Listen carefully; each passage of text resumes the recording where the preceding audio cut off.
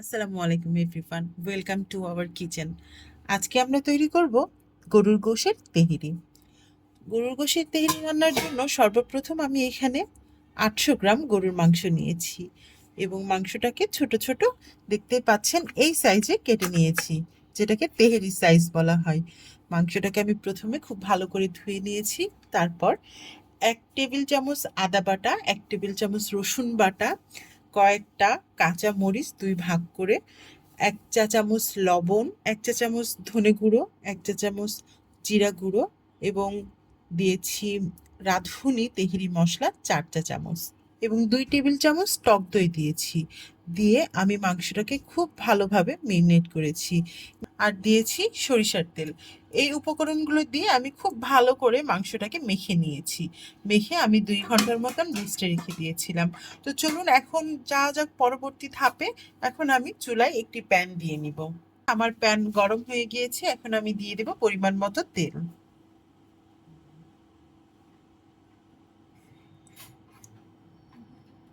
কড়াইয়ের তেল গরম হয়ে গিয়েছে, এখন আমি দিয়ে দিব পেঁয়াজ কুচি। পেঁয়াজটাকে আমরা প্রথমে বেরেস্তা করে তুলে নেব।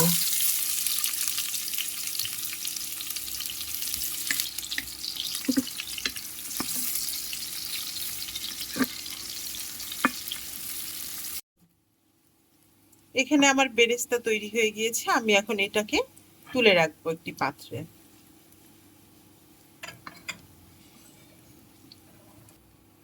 কিছুটা কড়াইতে লেগে আছে, দেখতে পাচ্ছেন।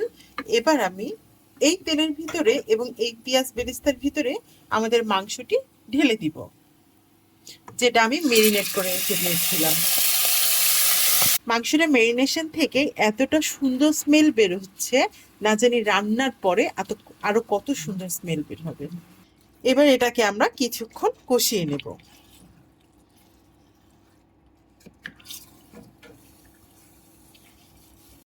ফিরে এলাম 10 মিনিট পর।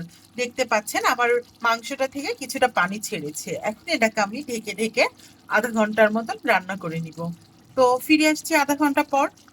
ফিরে এলাম আধা ঘন্টা পর। দেখতে পাচ্ছেন আমার মাংসটি কিন্তু ভালোভাবে সিদ্ধ হয়ে গিয়েছে এবং মাংসটির লুক ঠিক এরকম এসেছে। এ পর্যায়ে আমি দিয়ে দিব পোলার চাল। 800 গ্রাম গরুর মাংসে আমি ব্যবহার করছি 600 গ্রাম পোলার চাল। চালটিকে আমি ভালোভাবে ধুয়ে ঢেলে দিচ্ছি।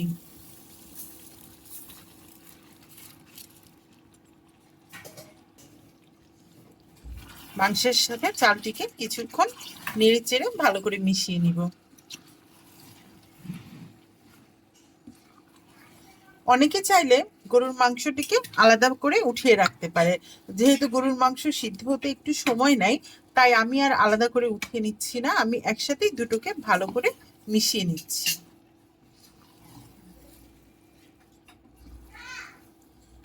চাল আর মাংসটিকে আমি ভালোভাবে নেড়ে নিয়েছি। এখন আমি দিয়ে দিব পরিমাণ মতো পানি।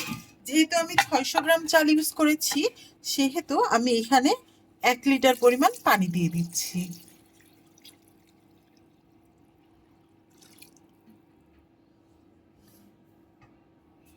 মাংসটিকে মেরিনেট করার সময় আমি মাংসের পরিমাণ অনুযায়ী লবণ দিয়েছিলাম। এখন আমি চালের পরিমাণ মতো এখানে আরো 1 চামচ লবণ দিয়ে নিচ্ছি।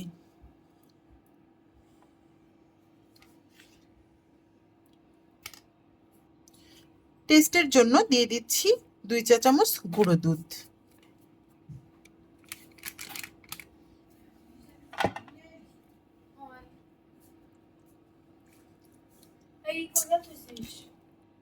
এখন আমি এটাকে ঢেকে দিব। আমি হাই ফ্লেমে প্রথমে 5 মিনিট রান্না করে নিব, তারপর আমি চুলার আঁচটাকে কমিয়ে দিব। চালটা ফুটে উঠেছে, এ পর্যায়ে আমি চুলার ফ্লেমটাকে একদম লো ফ্লেমে করে দিব। এখন দিয়ে দিচ্ছি কয়েকটা কাঁচামরিচ। প্রিয় দর্শক, আমার তেহরিটা সম্পূর্ণ তৈরি হয়ে গিয়েছে। আমি আসলে বেরেস্তার পার্টটা স্কিপ করে গিয়েছিলাম। তো দেখতে পাচ্ছেন আজকে পুরো প্রসেসটি আপনাদের সাথে শেয়ার করলাম। কেমন লাগলো অবশ্যই জানাবেন এবং ভালো লাগলে অবশ্যই আমাদের চ্যানেলটিকে সাবস্ক্রাইব করে দিবেন। আমি তেহরিটাকে একটু উল্টে পাল্টে আপনাদেরকে দেখাচ্ছি।